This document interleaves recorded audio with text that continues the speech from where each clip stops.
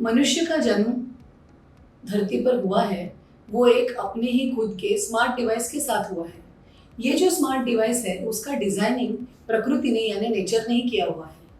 और इस smart device में, इसकी हार्ड ड्राइव्स में हम अपनी यादें, अपने स्किल्स, हमारी क्षमताएं, ये सब उसमें हम अपलोड और डाउनलोड करते रहते हैं। इस स्मार्ट डिवाइस की वजह से ही हमारी पहचान है, हमारी पर्सनैलिटी है। ये स्मार्ट डिवाइस है हमारा ब्रेन, हमारा दिमाग। ब्रेन वीक 16 दिसंबर से 22 दिसंबर तक ये इनिशिएटिव है IAN, Indian academy of neurology का। ब्रेन के स्वास्थ्य के बारे में और उससे जुड़ी हुई बीमारियों के बारे में जागरूकता निर्माण करने के लिए ये इनिशिएटिव लिया गया है। नमस्कार दोस्तों, आइए इस अवसर पर, ब्रेन वीक के अवसर पर, ब्रेन के बारे में कुछ दिलचस्प बातें जानते हैं।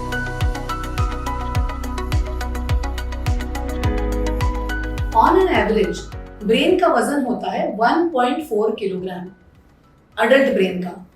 तो अगर हम एक एवरेज अडल्ट व्यक्ति का वजन 70 किलो समझते हैं तो 70 किलो की तुलना में 1.4 kg मतलब 2%।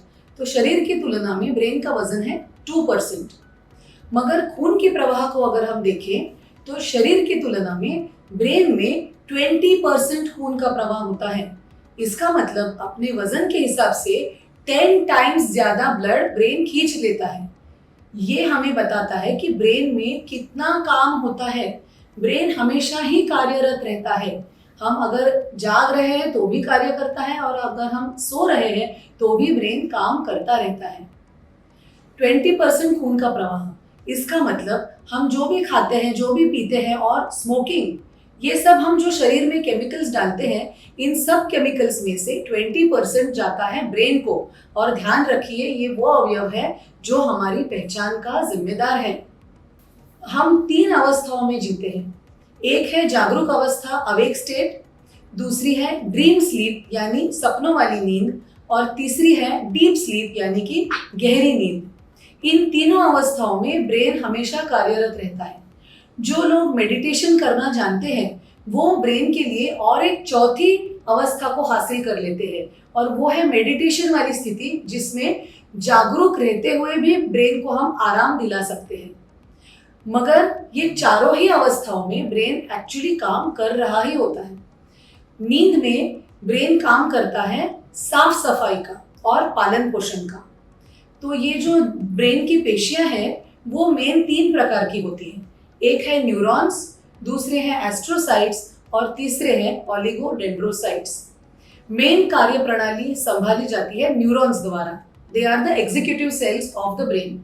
एस्ट्रोसाइट्स ये पालन पोषण के जिम्मेदार होते हैं और उन्हें पहले कम महत्वपूर्ण समझा जाता था।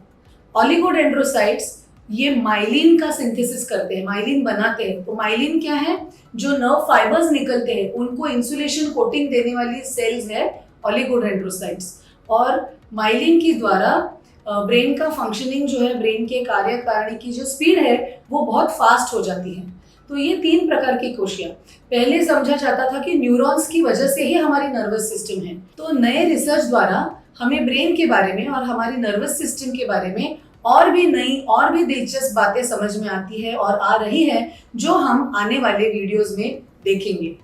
Thank you.